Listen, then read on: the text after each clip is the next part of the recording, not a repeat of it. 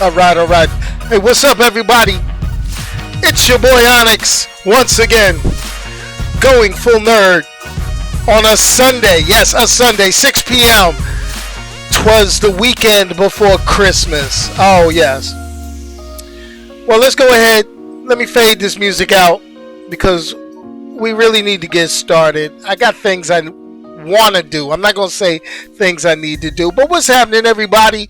I appreciate you joining in. Yes, I appreciate you joining in. And pretty much happy holidays. Yeah, anyway, this is not my I Put the Hoe in Holiday special. This is my review of Watchmen Season 1 live for the Going Full Nerd podcast. Now let's go through the administrative stuff. Yes.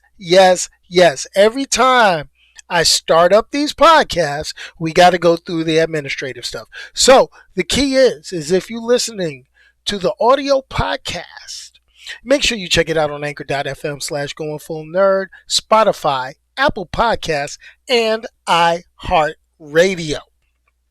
Ooh, that was a mouthful, wasn't it? In addition, if you'd like to join in live on the podcast, please make sure you check it out on the YouTube channel. Like I say, every 6 p.m. Sundays, 6 p.m. on youtube.com/goingfullnerd. Follow the various Facebook groups, all that good stuff. But if you want a little bit of raw, uncensored, unbridled, that's it, unbridled Onyx, then what you need to go ahead and do is you need to check me out on Twitter, and that's under the handle Onyx, ONYXXX1969, which you can see scrolling across the bottom of your screen.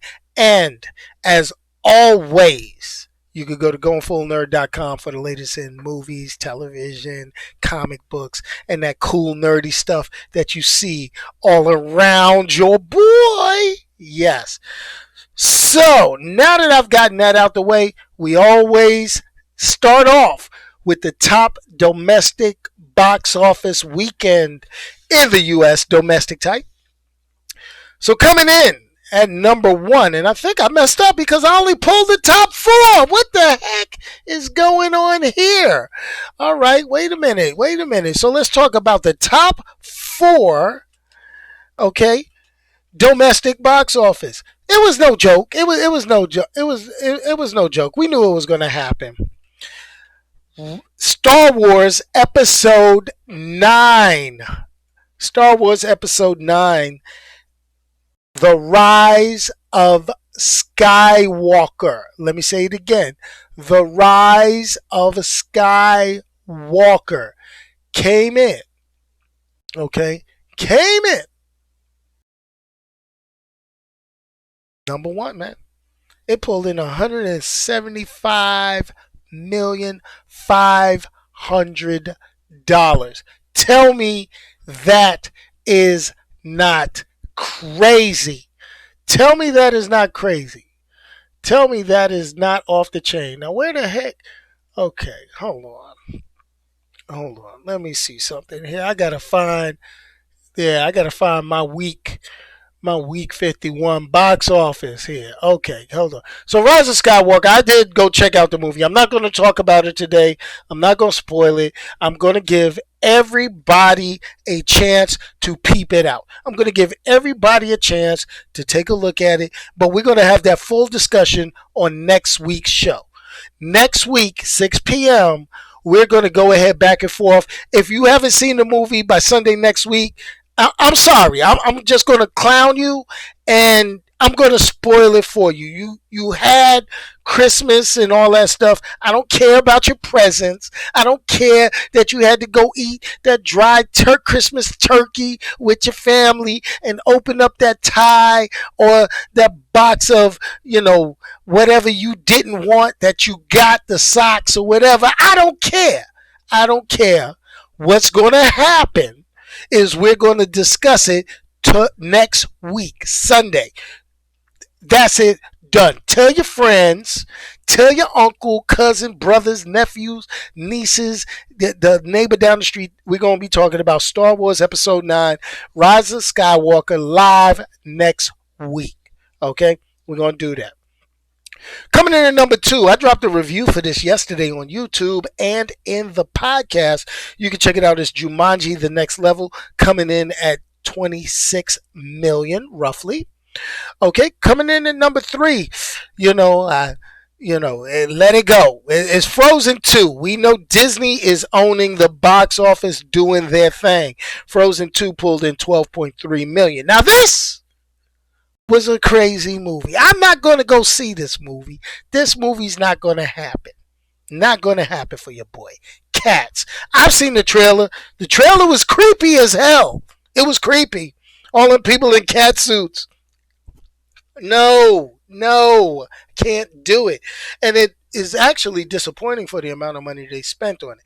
I don't think dressing Idris Elba in a cat suit is going to make people happy. So anyway, what ended up with that? Cats pulled $6.5 million. Anyway, coming in at number 5, finishing off the top 5, is that new movie Knives Out. I keep hearing good things about it, but I'm still not interested. Still don't want to see it. And that pulled $6.1 million. That's your top 5 domestic box office for this week. Now, to address the live chat. No, Fantastic Max, I have not seen Queen and Slim. And there's the thing. I Queen and Slim, for me, okay, for me, because I like my comic books, because I like my action, my sci-fi. Queen and Slim is a movie that I normally would not go see. If my wife says she wants to go see Queen and Slim, I'll go see it. But movies like that make me mad. Movies like that get me highly upset. Okay? That gets me to a point where I want to just But anyway, Queen and Slim is definitely going to be an at-home watch for me, because I can't watch Queen and Slim and then go out in public. I got to sit at home. It's like movies like Rosewood. I couldn't see Rosewood in the theater. I walk out the theater with a movie like Rosewood and I'd be like,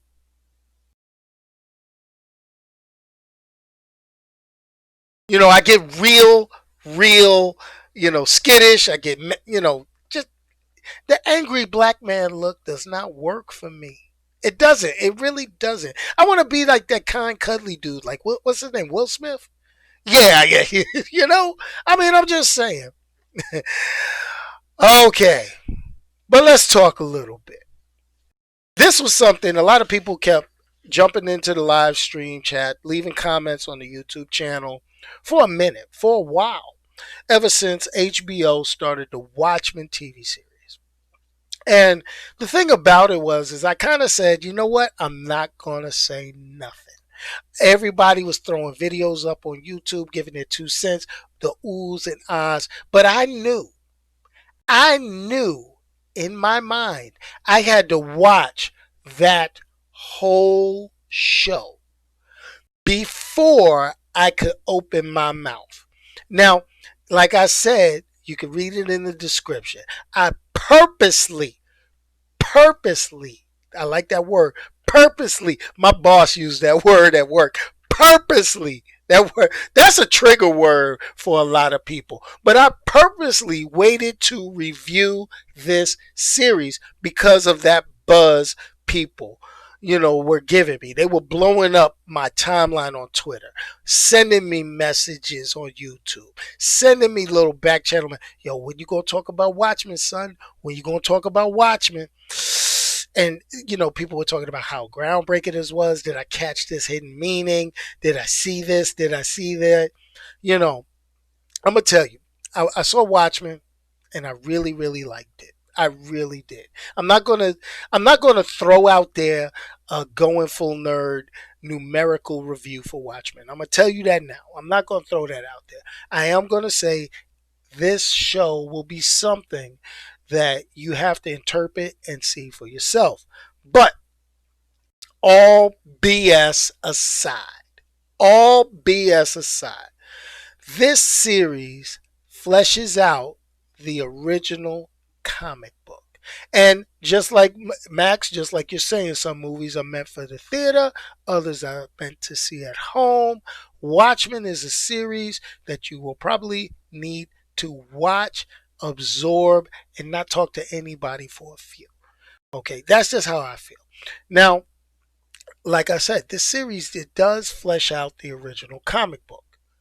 And I don't think the original writer, Alan Moore, okay, who I can equate to a crazy old man in a mountain right now because I see what he puts online. I see all these things and his friend, we don't like what DC Comics did to us. Get over it, pal. Get over it. These are not your characters. I got to put it out there. These are not Alan Moore's characters. He worked with these characters. Let me give you a little bit of history on the Watchmen. Warner Brothers spent some money and they bought an old defunct comic book company called Charlton Comics. Okay? And absorbed it into its DC Detective Comics property. And so they had these characters. They had all these characters. Characters like Captain Atom, Blue Beetle, Peacemaker. They had all these characters that they had to find a place for to use. Well, long story short, at first they were going to let Alan Moore and Dave Gibbons, the creators of the original Watchmen comic, they were going to let them go ahead and use these characters and write them off completely. We'll never have to use them again. Life's good. Right, right, right, wrong. DC was like, you know what? Maybe we can use these comics.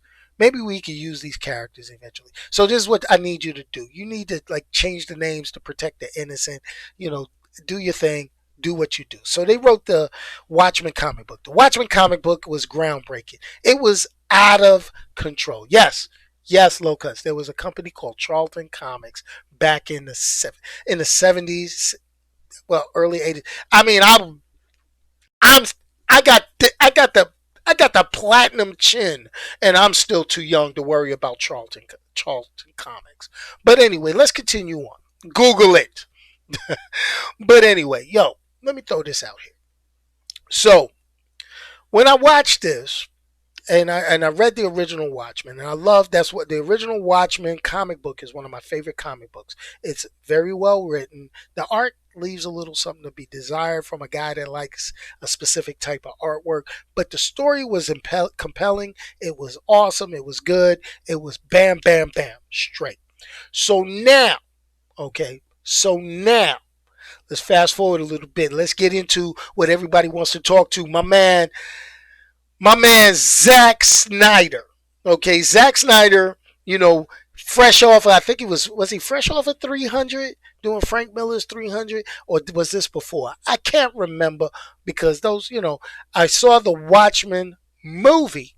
Okay, now the movie did not follow the comic book. It did not. It wasn't even close. There was a few things, elements that was there, and it was all cool.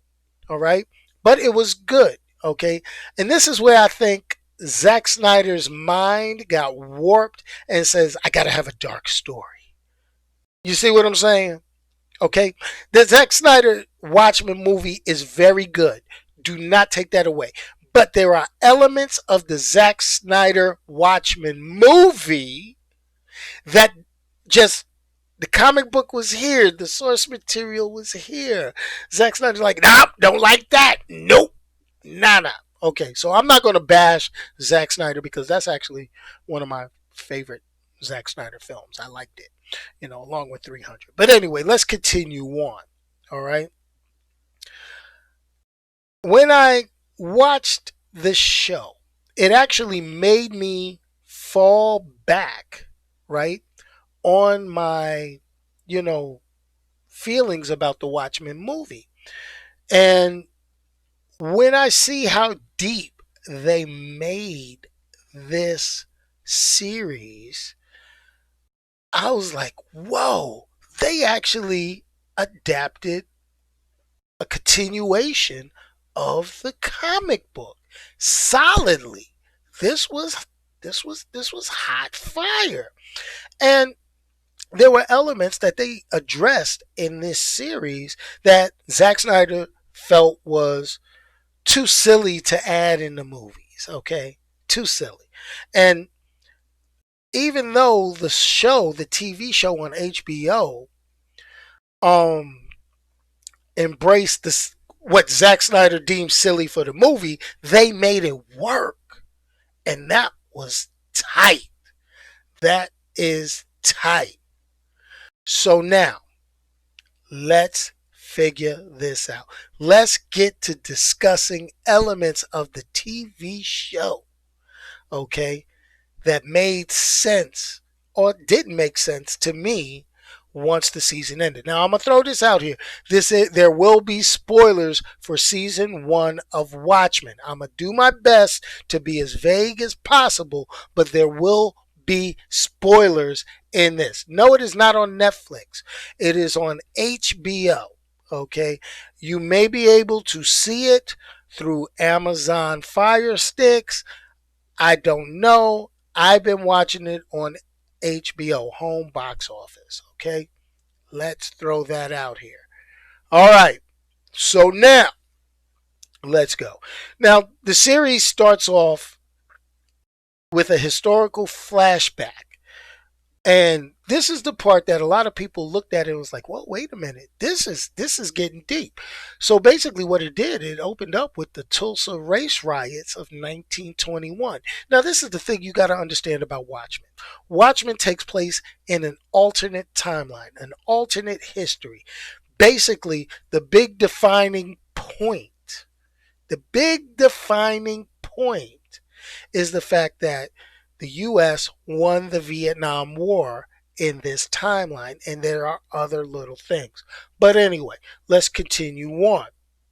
Okay, basically, it took a real life event where, and this is, I'm reading from an article, okay, where swarms of Caucasian Americans descended upon the population of Tulsa, Oklahoma, trashing businesses, killing hundreds of residents, and it has been called the single worst incident of racial violence in American history.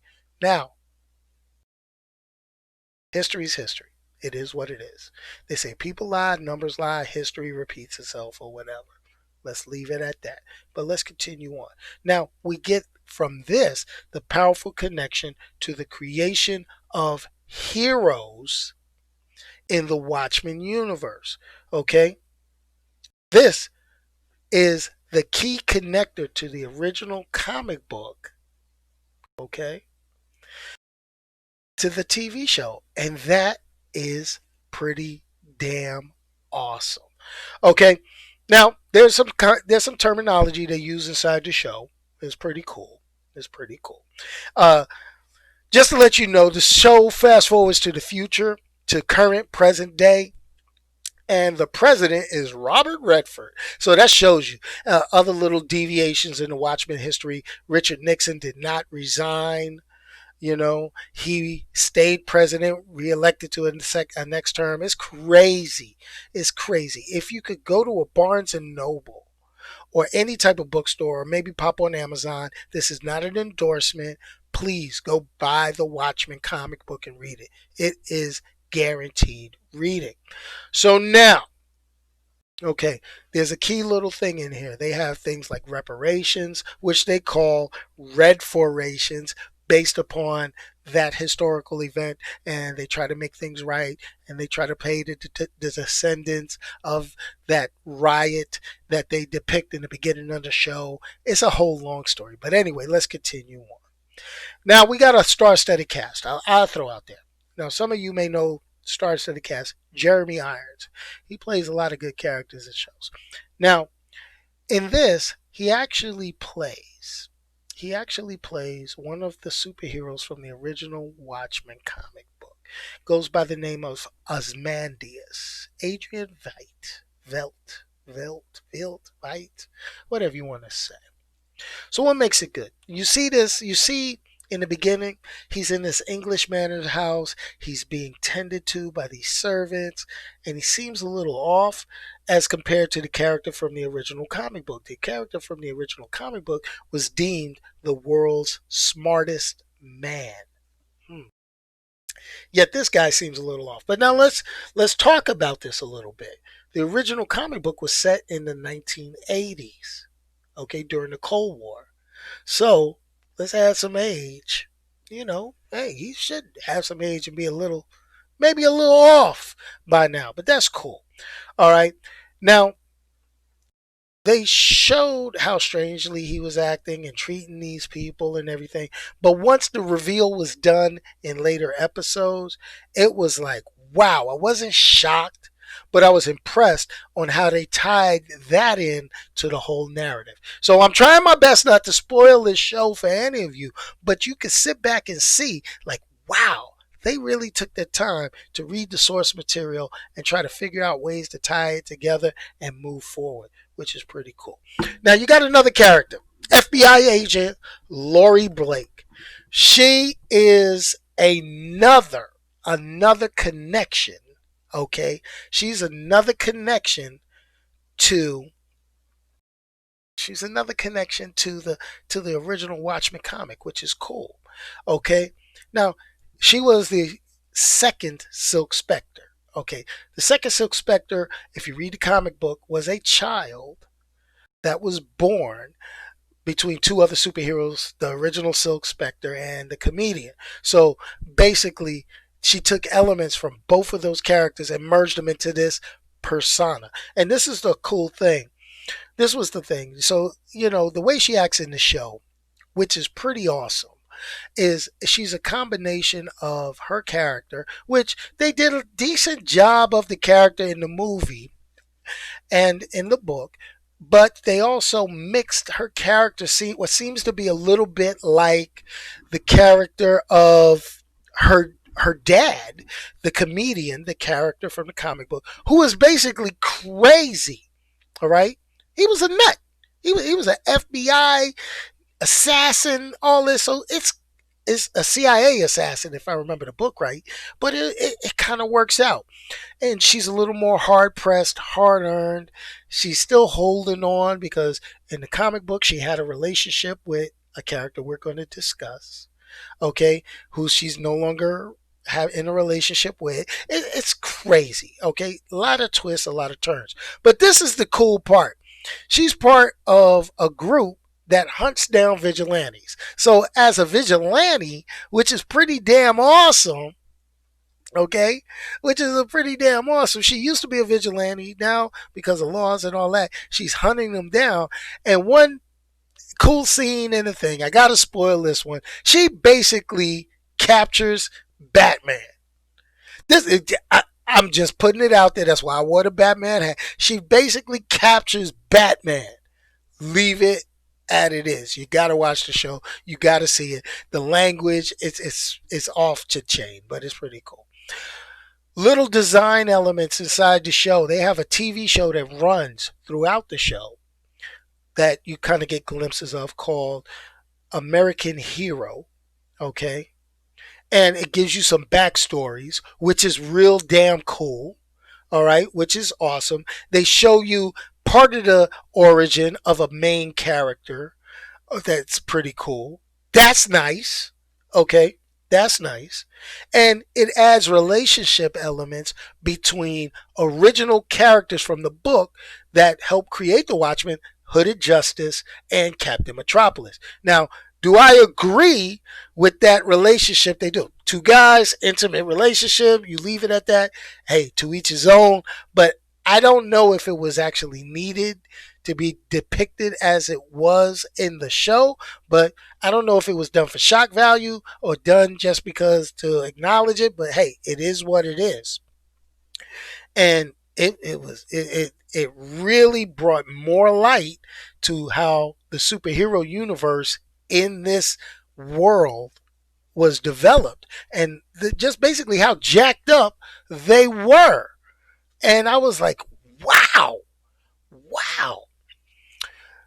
Now, They also put parallels to like what we're used to and things like that. The the end of the comic book had a very tragic specific event. Okay, this comic book came out long before September 11th, and the they had a tragic event happen in New York.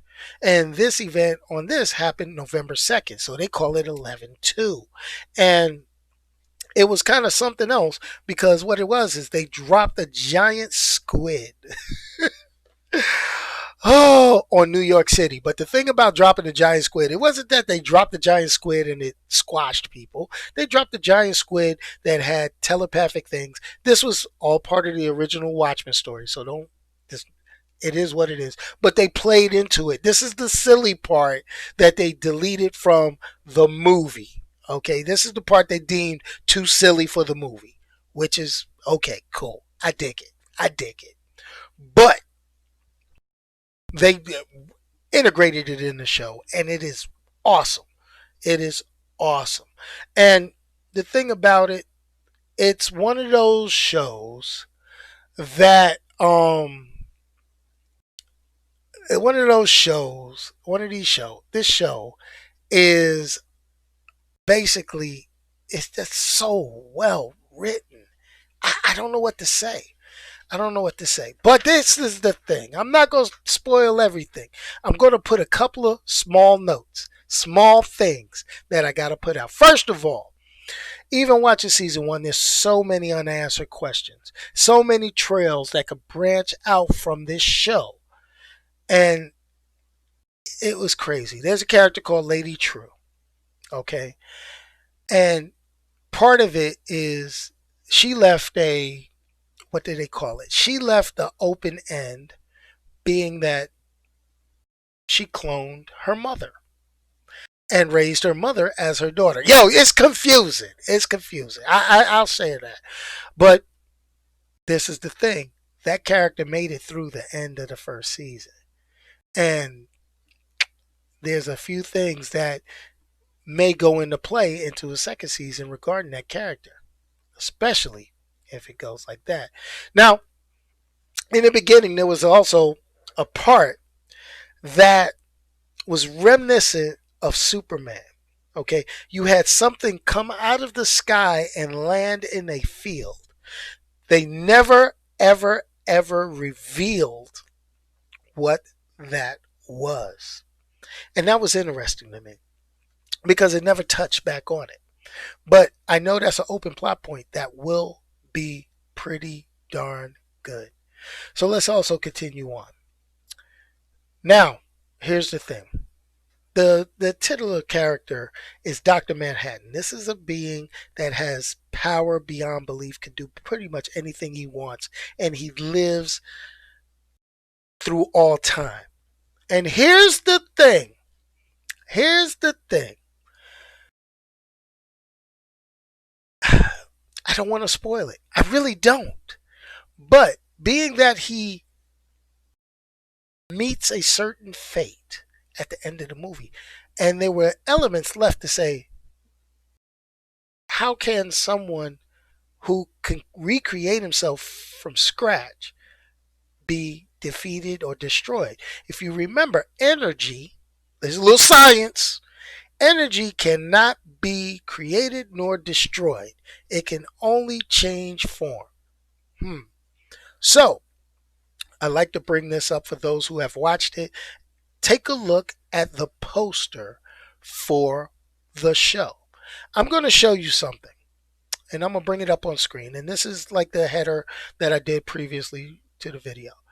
This is actually the poster from the show with the title character, Sister Knight, Angela Abar, aka good old Regina King, who plays my favorite characters, Riley off of Cool Riley off of Boondocks. But anyway, let's continue on.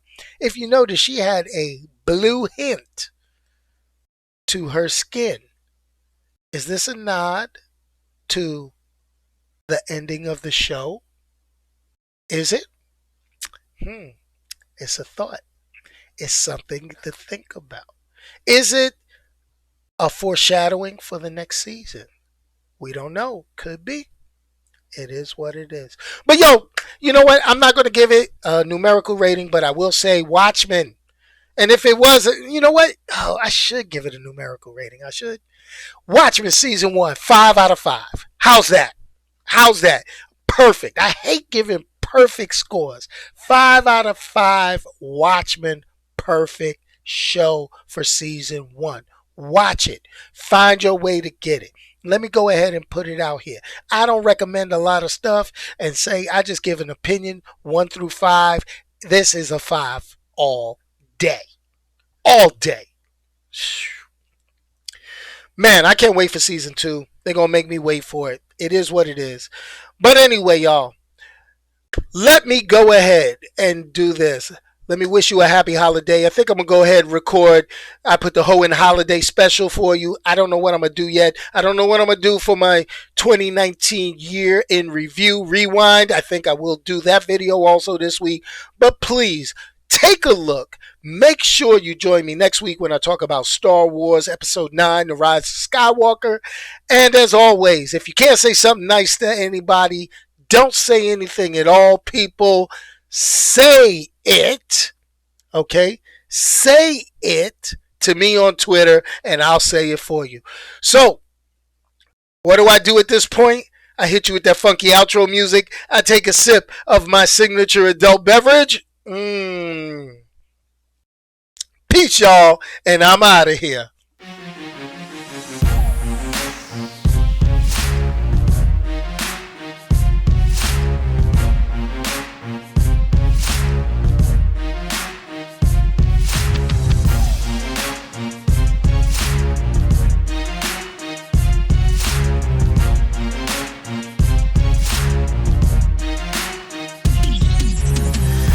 Hey, make sure y'all like, subscribe, and share this video with your friends.